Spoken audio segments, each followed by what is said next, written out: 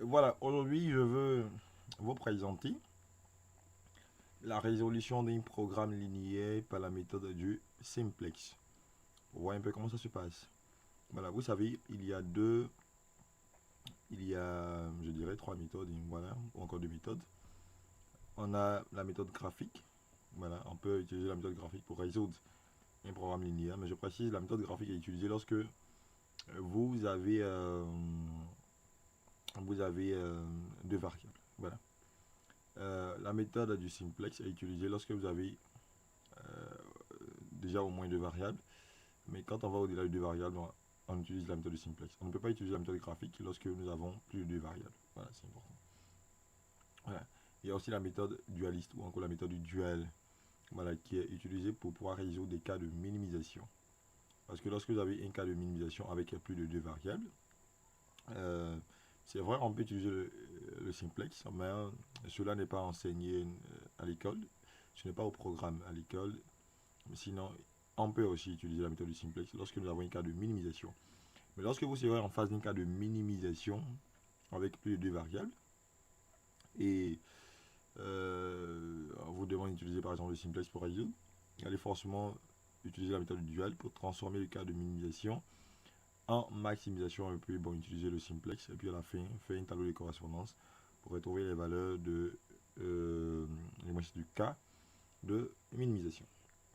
Bon, on va pas trop vous embrouiller avec tout ça. Je veux juste simplement vous présenter la méthode du simplex, comment résoudre au fait un système d'inéquation avec la méthode du simplex. Et donc, nous avons un système d'inéquation devant nous. Alors, je précise que ça a été retrouvé après avoir fait le choix des variables, la fonction économique et les différentes contraintes. Voici donc la forme canonique que nous avons. Ok. Quand vous avez ce système d'inéquation, vous devez passer maintenant à ce qu'on appelle la forme standard. Ok. Voilà, dans la résolution, je dirais par le simplex, juste après la forme canonique, on passe à la forme standard. Et donc, ce qui est devant vous, c'est la forme standard, voilà, que nous vous présentons.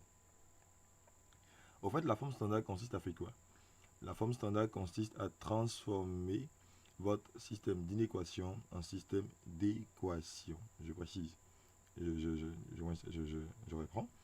La forme standard consiste à transformer votre système d'inéquation en système d'équation en insérant de nouvelles variables appelées variables d'écart. Voilà, que nous allons noter E. Bon, ici vous voyez, il y a près de 3 variables d'écart, E1, E2 et E3. Nous avons inséré E1, E2 et E3 à cause du nombre de contraintes que nous avons. Voilà, excepté les contraintes de positivité. Je reviens sur la forme canonique. Voilà, quand vous prenez cette forme canonique, nous avons combien de contraintes? Voilà, excepté les contraintes de positivité. Je ne parle pas des contraintes de positivité. Donc, il y a x1 plus x2 inférieur ou égal à 70. En fait, il y a une contrainte. Il y a 2x1 plus x2 inférieur ou égal à 120. Ça fait deuxième. Et puis 9x1 plus 18x2 inférieur ou égal à 1080. Ça fait 3. Donc, si nous avons trois contraintes comme ça, excepté les contraintes de positivité, alors on aura trois variables d'écart à insérer. La première variable d'écart sera insérée au niveau de x1 plus x2, c'est-à-dire ici. La première variable d'écart, c'est ici. La deuxième variable d'écart, c'est ici. Et la troisième variable d'écart, c'est ici. Vous allez voir. Je reviens dans la forme standard. Et donc, quand vous prenez la forme standard, l'objectif, on rappelle, c'est max de z égale à 225x1 plus 150x2. Voilà, normalement, on peut s'arrêter là. Mais j'ai préféré afficher au fait E1, E2 et E3. Au fait, j'ai mis 0 juste à côté pour dire que normalement, on ne doit pas les afficher. Mais on les affiche parce que ce qu'il faut retenir, le bénéfice n'est pas lié aux variables des canons. Le bénéfice est lié aux variables d'activité. Donc, c'est ce qui a fait que j'ai mis 0 pour dire que en réalité, E1 n'est pas dans la fonction économique. E2 ne se trouve pas dans la fonction économique. E3 ne se trouve pas aussi dans la fonction économique. Voilà, mais voilà, on les a mis juste là pour vous faire comprendre quelque chose. Voilà, ça va? Ok. Les mêmes conditions qui s'appliquent aux variables d'activité, à savoir x1 et et x2 s'applique aussi aux variables d'écart, ou encore variables d'inactivité. E1, E2, E3 doivent être aussi positives. Voilà. Quand on parle de variables, bien sûr positives. Voilà. Et donc, pour la première contrainte, c'était x1 plus x2 inférieur ou égal à 70. Il faut transformer ça en égalité. Ça sera donc x1 plus x2 normalement égal à 70. Mais il faut insérer E1. Donc, j'insère E1 en plus et non E1 en moins. Voilà, si c'était... si le sens de l'inégalité était supérieur ou égal, j'allais insérer E1 en moins. Mais là, le sens de l'inégalité, je reviens en arrière.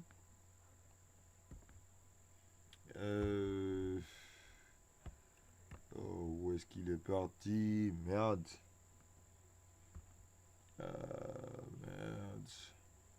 Excusez-moi, je reviens rapidement sur le truc parce que il y a un truc qui s'est un peu mélangé.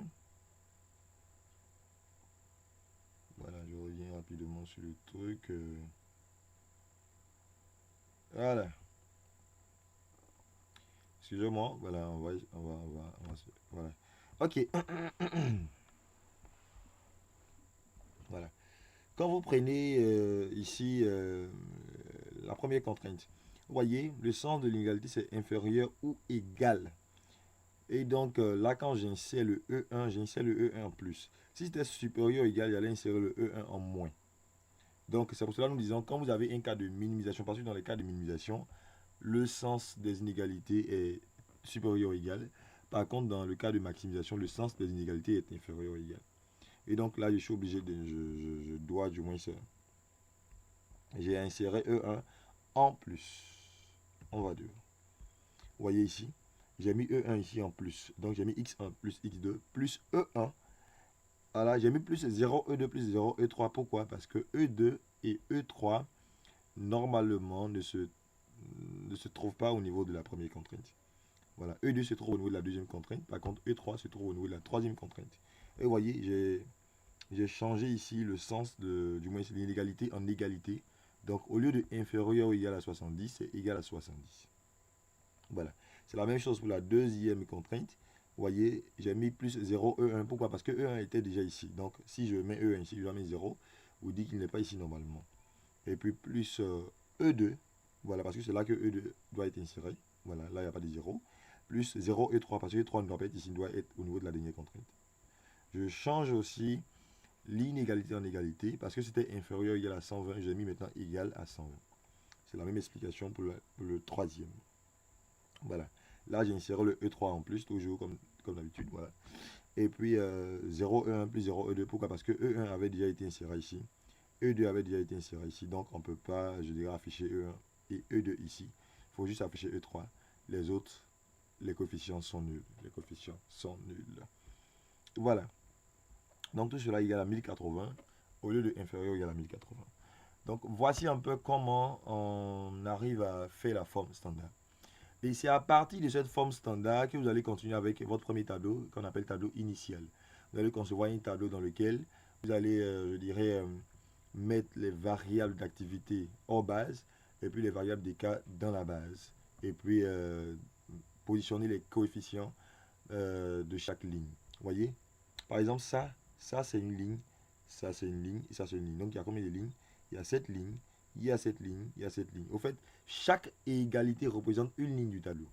Ça, c'est une ligne du tableau, ça, c'est une ligne du tableau, ça, c'est une ligne du tableau. Et même le Z représente aussi la dernière ligne du tableau. Vous allez voir. Voici ça. Voyez un peu ce tableau initial. Là, c'est VHB qui signifie variable hors base, VB qui signifie variable dans la base. Quand vous commencez par concevoir votre premier tableau, encore le tableau initial, les variables dans la base sont les variables d'écart. Les voici ici. Voilà. Les variables dans la base sont les variables d'écart. E1, E2, E3. Et aussi, à la fin, vous mettez le Z. Les variables hors base sont les variables d'activité. X1 et X2. Vous voyez, on a mis des points ici. Les points, au fait, ce sont E1, E2, E3, mais on ne les affiche pas. Voilà. Pourquoi? Parce qu'ils sont déjà dans la base. Donc là, ils ont leur place, au fait, dans la partie variable hors base, mais il ne faudrait pas les afficher parce qu'ils sont dans la base actuellement. Donc le premier point, c'est pour E1. Le deuxième point, c'est pour E2. Et le troisième point, c'est pour E3. Le S, c'est le second membre de l'équation. Voilà. Donc, quand on prend, je reviens en arrière. Regardez. On va prendre un peu ça. Voilà, c'est la flèche de la souris que je vais afficher. Regardez, je vous ai dit que ça, c'est la première ligne. Donc, quand vous prenez cette première ligne, c'est x1 plus x2 plus e1 plus e0, e2 plus 0, e3 égale à 70. Le coefficient de x1, c'est 1. Le coefficient de x2, c'est 1, ainsi de suite. Je vais ici, vous voyez. Le coefficient de x1 dans la première ligne, c'est 1. Ou encore dans la première contrainte, c'est 1. x2, c'est 1. e1, c'est 1. e2, c'est 0. e3, c'est 0. Et le second membre de l'inégalité, c'est 70. Ainsi ça. Je reviens en arrière. Vous voyez, x1, c'est 1. x2, son coefficient, c'est 1. e1, son coefficient, c'est 1. e2, son coefficient, c'est 0. e3, son coefficient, c'est 0. Et le second membre de cette égalité, c'est 70. Donc, je reviens là. Voici ça. 1, 1, 1, 0, 0, 70. C'est la même chose aussi avec la deuxième ligne. Voici la deuxième ligne ici. Vous voyez, là où la flèche de la souris est en train de bouger, voici la deuxième ligne. Pour la deuxième ligne, le premier coefficient, c'est 2. Après, 1, 0. 1 ici, 0. Et puis 120. Voici ça. La deuxième ligne, c'est 2. 1, 0, 1, 0, 120. Pourquoi? Parce que le coefficient de x1 dans la deuxième contrainte, c'est 2. Le coefficient de x2 dans la deuxième contrainte, c'est 1. Le coefficient de E1 dans la deuxième contrainte, c'est 0. Le coefficient de E2 dans la deuxième contrainte, c'est 1. Le coefficient de E3 dans la deuxième contrainte, c'est 0. Et le second membre dans la deuxième contrainte, c'est 120. Et donc, voici la même explication pour la troisième ligne ou encore la troisième contrainte. C'est la même chose ici, si vous suivez un peu l'ordre. Pour le Z, au fait, c'est la même chose. Quand vous prenez Z, le coefficient de x1, c'est 225. Le coefficient de x2, c'est 150. Le coefficient de E1, E2 et E3, c'est 0. Et dans Z, il n'y a pas de second membre, donc c'est 0. Il n'y a pas de second membre, c'est 0. Ça, c'est le tableau initial. Mais bizarrement, quand on regarde ce tableau initial, la solution n'est pas optimale. Pourquoi? Parce que les valeurs de x1 et x2 sont nulles actuellement. Parce que les variables qui ont des valeurs sont les variables qui sont dans la base. Pourtant, x1 et x2 ne sont pas dans la base. Ça veut dire que leurs valeurs sont nulles actuellement. x1 égale à 0, x2 égale à 0, et puis le z même égale à 0. Parce que voici où on lit le z. Z égale à 0 ici. Voilà. Là, il faut comprendre que les coefficients de la ligne de z, actuellement, il y a des coefficients positifs. Tant que dans la ligne de z, il y a des coefficients positifs, vous serez obligé de faire des itérations. Donc là, on est obligé de faire une itération. Et donc, je vais maintenant vous montrer comment ça se passe, cette itération. Voilà. On va vous montrer ça rapidement. Ok. Voici un peu le tableau que nous avions de l'autre côté sur le PowerPoint. Ici, nous sommes maintenant sur un fichier PDF. Voici la première itération. Regardez, ça c'est le même tableau qui est de l'autre côté. Hein. Voilà, ne vous embrouillez pas. C'est le même tableau qui est ici. Mais là, on a commencé les itérations. Ok. L'itération consiste tout d'abord à déterminer la variable qui va entrer dans la base. Vous voyez, les variables qui sont ici sont les variables hors base. Les variables qui sont ici sont les variables dans la base. Et donc, entre x1 et x2, quelle est la variable qui va entrer dans la base? Ici, on a mis x1, au niveau de x, on a mis VE, on a mis une flèche et on a mis VE pour dire variable entrante, pour dire que c'est x1 qui entre. Mais pourquoi? Voilà, la variable entrante est la variable dont le coefficient qui se trouve dans la ligne de z, vous voyez, voici la ligne de z, dont le coefficient qui se trouve dans la ligne de z est le plus élevé positivement. Entre 225 et plus 150, c'est 225 qui est plus grand positivement. Et donc, quand on remonte, c'est x1 qui est la variable entrante. Donc là, vous marquez une flèche comme ça pour dire que ça entre. Et vous mettez juste à côté VE pour dire variable entrante. Quelle est aussi la variable sortante? Pour trouver la variable sortante, au fait, au niveau des variables qui sont dans la base actuellement, E1, E2, E3, il y a une variable qui doit sortir. Ici, on a dit que c'est E2 qui sort. Et on a mis ici une flèche et on a mis VS, variable sortante. Mais pourquoi c'est E2 qui sort? Pour savoir tout ça, il faut mettre en plus une colonne qu'on va appeler R. J'ai mis une colonne en plus parce que dans le tableau initial, il n'y avait pas de colonne R. Et donc, on a ajouté une colonne en plus. Voici la colonne en plus. R. R qui signifie rapport. Le rapport, c'est la formule, c'est le coefficient voilà, de la colonne de S, vous voyez, S ici, second membre, les coefficients de la colonne de S, divisé par les coefficients de la colonne de la variable entrante VE. Voilà. Donc, quand je prends le premier rapport, ici, on a trouvé 70. Comment on a fait? On a fait 70 qui se trouve ici. Vous voyez où j'entoure? 70 qui est ici. Divisé par 1. Par 1. On a trouvé 70. Pour trouver 60, on a fait ici 120 qui est le second membre. Divisé par 2 ici. On a fait 60. Trouver 120 ici. On a fait 1080. Divisé par 9, ça fait 120. Il n'y a pas de rapport pour le Z. Il y a seulement des rapports pour les 3 premières lignes. Pas de rapport pour le Z. Voilà, donc voici un peu comment on trouve les rapports. Et donc, parmi tous ces rapports, quel est le rapport qui est le plus faible positivement? C'est 60. Et donc, si 60 est le rapport le plus faible positivement, il correspond à quelle variable d'ék? On vient ici. Il correspond à la variable d'ék E2. Alors, c'est E2 qui sortira. C'est pour ça que nous disons que la variable sortante de la base est la variable pour laquelle le rapport est le plus faible positivement. C'est important. Voilà. Et donc, là où il y a intersection entre variable sortante et variable entrante, on entoure le chiffre qui est là, on entoure ici 2 pour dire que 2 représente le pivot. Le pivot, au fait, le pivot va nous aider à pouvoir transformer les lignes de ce tableau. Voilà, donc c'est important. Donc ça, c'est le pivot. Voici le pivot. Le pivot ici, c'est 2. Pourquoi? Parce qu'il est à l'intersection entre colonne VE et ligne VS. Voilà. Et comme on finissait avec ça, étant donné que c'est là que nous avons trouvé le pivot, alors cette ligne correspond à la ligne du pivot que nous notons LP. Regardez ici, j'ai mis LP. LP, c'est ligne du pivot. Et les autres lignes, on va les numéroter de là-haut, voilà, jusqu'au bas. Donc en haut, c'est L1. Après LP, on aura L2. Et après, on aura L3. Voici les 3 lignes que nous avons en plus de la ligne du pivot. Voilà, mais ce n'est pas encore fini. Si on a pu trouver ces 4 lignes, on va maintenant trouver les nouvelles lignes. Donc, quelle est la nouvelle ligne du pivot? Quelle est la nouvelle ligne de L1? Quelle est la nouvelle ligne de L2? Et quelle est la nouvelle ligne de L3? Pour cela, je vais aller quelque part. Ok. Voici comment nous devons déterminer les nouvelles lignes du tableau. Je commence tout d'abord. Vous devez, je précise, ne vous mélangez pas. Commencez tout d'abord par la nouvelle ligne du pivot. On ne commence jamais par les autres lignes. On commence toujours par la nouvelle ligne du pivot. C'est important. Donc, je commence par L'P. L'P pour dire que c'est la nouvelle ligne du pivot. Voilà, vous voyez. Voici Lp ici. Mais ici, c'est L'P. Comment on trouve L'P? La formule, il faut faire les coefficients de la ligne P divisé par le pivot. Les coefficients, je répète, de la ligne P divisé par le pivot. Quand on prend la ligne P, voilà, les coefficients de la ligne P, on a quoi? On a 2, on a 1, on a 0, on a 1, on a 0, on a 120. Le rapport n'est pas dedans. Le rapport n'est pas dedans, je précise. On s'arrête au S, au second membre. Donc, le premier coefficient de la ligne du pivot, c'est 2. Et donc, la formule dit qu'il faut faire le coefficient de la ligne du pivot divisé par le pivot. Donc, pour le premier coefficient, je ferai 2 qui est là, divisé par 2 lui-même. Ça fait 1. C'est ce qui fait que ici, on a mis 1, vous voyez. Ici, on a mis 1. Ça, c'est le premier coefficient.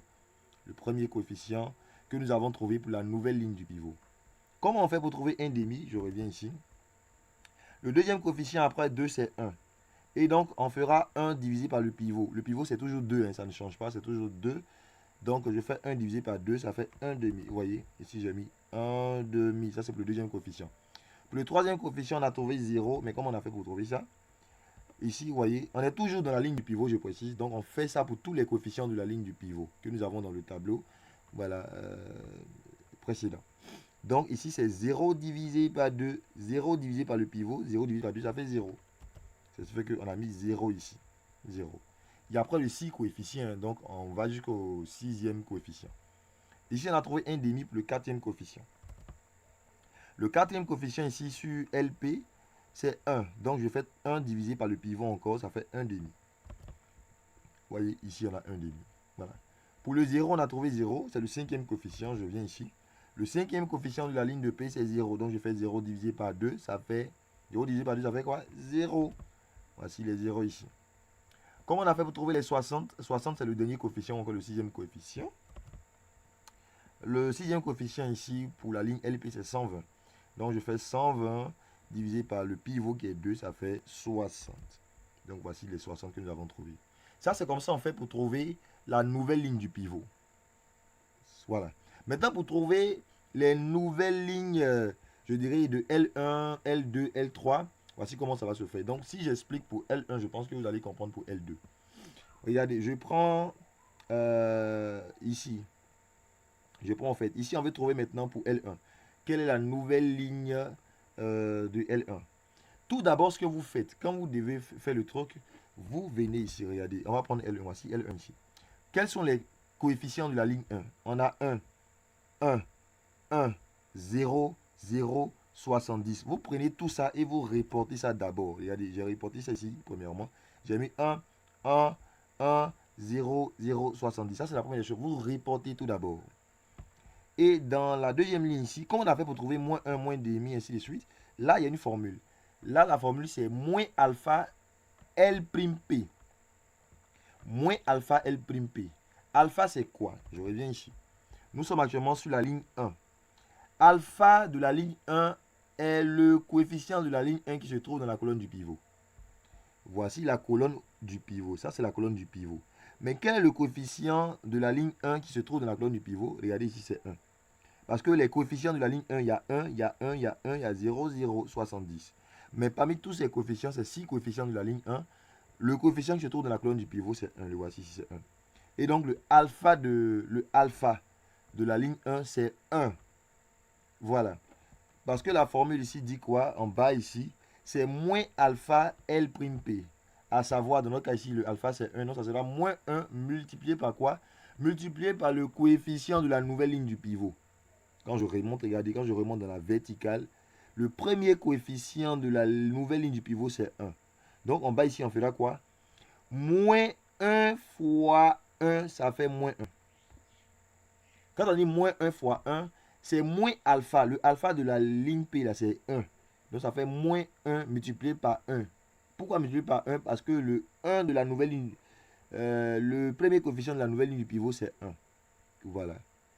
Je pense que vous comprenez. Ça ne vous mélange pas, bien sûr. Voilà. Donc, voici un peu comment les choses même se font. C'est important. C'est important. Voilà. Si vous voulez, je peux changer même juste un peu. Je vais mettre comme ça. Un comme ça. Je mets un comme ça. Et puis, voilà, je vais changer quelque chose. Là, vous allez bien comprendre. 1 demi. Voilà. Je change un peu là. Je change quelque chose. Voilà. Alors là, vous allez bien comprendre. Voyez, voici un peu le truc. Voyez comment ça y est. Voilà. Donc ici, le 1 qui est là, c'est le alpha au fait que nous avons trouvé dans la colonne du pivot. Mais au fait, c'est un coefficient. C'est un coefficient de la ligne 1. Mais lui, au fait, il se trouve dans la colonne du pivot. C'est lui qui est alpha. Donc c'est 1. C'est ce qui fait que j'ai mis moins 1 ici. Moins 1. Ça va? Moins 1. Maintenant, tout ce qui est entre la parenthèse, ce sont les coefficients qui sont ici de la nouvelle ligne du pivot.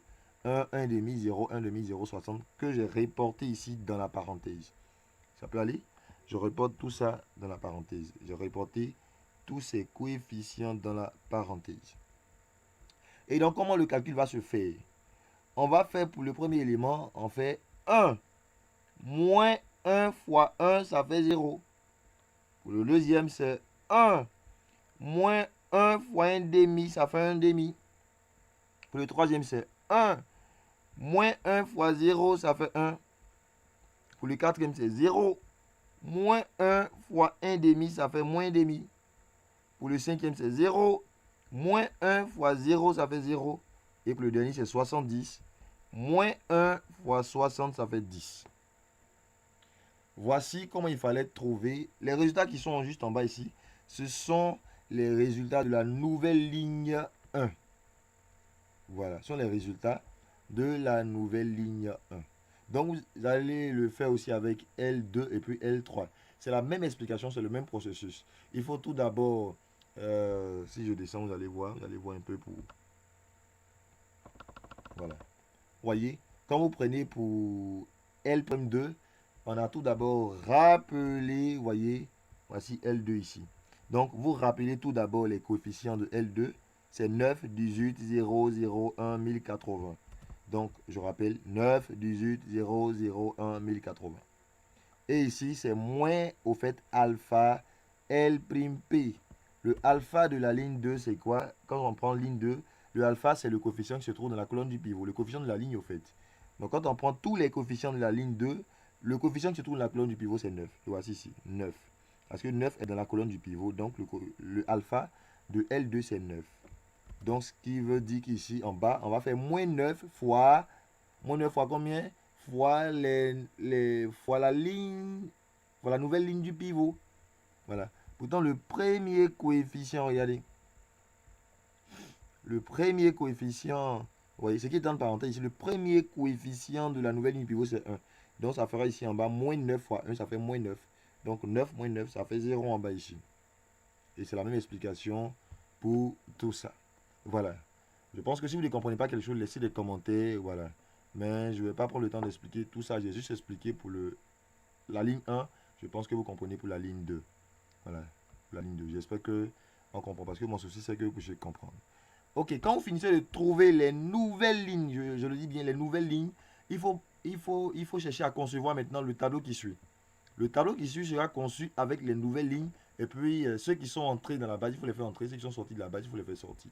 Donc, voici par exemple le deuxième tableau que nous avons conçu sur la base des nouvelles lignes que nous avons trouvées. Voilà. Voici le deuxième tableau ici. Vous voyez? Ça, c'est le deuxième tableau. Au fait, dans ce deuxième tableau, regardez, dans le deuxième tableau, X1 était entré. Vous voyez, on a dit que X1 entrait. X1 entrait, voilà. Je ne sais pas s'il faut se remonter rapidement. Vous voyez ici, on a vu que X1 entrait dans la base à la place de E2. Et puis E2 sortait de la base pour venir à sa place. Parce que voici la place de E2 ici. Donc E2 doit se mettre ici. Voilà. Donc si on descend, vous allez voir que c'est ce qui a été fait. Je descends rapidement. Vous voyez que X1 a quitté sa place, il n'est plus là. Il est venu se mettre à la place de E2. Tandis que E2 est quitté ici, il est venu se mettre à sa place ici. Parce que voici la place de E2. Ça c'est E1, mais il n'est pas là. E3 n'est pas là aussi. X1 n'est plus là, il est descendu. C'est ce qui fait qu'on a E1, X1 et puis E3. Et puis là, les coefficients qui sont là sont les coefficients des nouvelles lignes que vous avez trouvées. Voilà, regardez. Quand je prends ça, regardez. Ici, c'est quoi? 0. Là, c'est les coefficients de la nouvelle ligne 1. C'est 0, 1 demi, 1, moins 1 demi, 0, 10. Regardez. C'est pas ça qui est là. 0, 1 demi, 1, moins 1 demi, 0, 10. Voilà, parce que ça, c'était, je dirais, les coefficients de la nouvelle ligne 1. Pour le pivot, regardez, je remonte un peu. Les coefficients de la nouvelle ligne du pivot, c'était 1, 1 demi, 0, 1 demi, 0, 60. Donc ici, lui se trouvait au fait dans la deuxième ligne. Donc 1, 1 demi, 0, 1 demi, 0, 60. Voilà. Et ça, c'est pour L', je dirais 2. Ça, c'est pour L', 3. Voilà. Est-ce qu'on voit un peu? Voilà. Donc, les résultats que vous obtenez quand vous trouvez les nouvelles lignes, vous prenez ces résultats pour pouvoir faire le tableau qui suit. Parce que vous devez faire un tableau qui suit. Donc, le tableau qui suit, c'est lui qui est là. C'est ce tableau-là. Voilà. Normalement, bon, parce qu'on ne fait pas beaucoup de tableaux, on ne fait pas des tableaux seulement, non. Voilà. On fera une itération encore si seulement si les coefficients, parmi les coefficients de la ligne de Z, il y a un coefficient qui est encore positif. Quand vous prenez la ligne de Z, là, 75 demi est encore positif. Vous voyez, le 75 demi, là, il est positif. Donc, du coup, on ne peut pas s'arrêter à ce tableau. Si vous arrêtez à ce tableau, c'est pas bon. La solution qui est là, elle n'est pas optimale. C'est une solution, mais elle n'est pas optimale. Voilà, donc il faut continuer, voilà, le même processus itératif. C'est-à-dire que trouver la variable qui va entrer, trouver la variable qui va sortir, trouver le pivot, numéroter les lignes pivot, puis les autres lignes, et puis trouver encore les nouvelles lignes. Ça va se faire au fur et à mesure, voilà, ça se fait jusqu'à ce qu'on puisse trouver au niveau de la ligne de Z ici, là. Si maintenant, il n'y a plus de coefficient positif, alors vous arrêtez. Vous arrêtez en même temps. Mais là, on passe à arrêter parce que 75,5 est positif. Donc, il faut continuer encore la même itération. Ce que j'ai expliqué tout à l'heure avec le tableau initial, vous devez faire encore la même chose sur ce tableau. C'est ce qui fait que vous voyez que quand vous voyez le tableau, pratiquement, on a fait encore la même chose. On a fait VE, on a fait VS, on a trouvé le pivot, on a fait sortir, on a numéroté les lignes, et puis on va faire encore le truc. Voilà. Donc, ça va se faire jusqu'à ce qu'on puisse tomber sur euh, je dirais bon, le dernier tableau où les coefficients de la ligne de Z ouais, il n'y a plus de coefficients positifs. Donc, je ne vais pas expliquer au fait les autres tableaux à faire. Je pense que si vous avez compris, vous pouvez bien faire les autres tableaux. Mais je vais juste partir sur le dernier tableau que nous devons obtenir. Voilà, je vais rapidement sur le dernier tableau. Voilà, pour vous présenter ça, je vais rapidement pour vous montrer ça. Voilà. Rapidement sur le dernier tableau. Voilà, rapidement, on va prendre le dernier tableau. Rapidement. Ok. Voilà, c'est ce tableau-là que je vais montrer. Voilà, excusez-moi. Voilà, ça ralentit un peu les choses. Je vais aller sur le dernier tableau rapidement. Voilà, en patiente, hein, je suis déjà arrivé.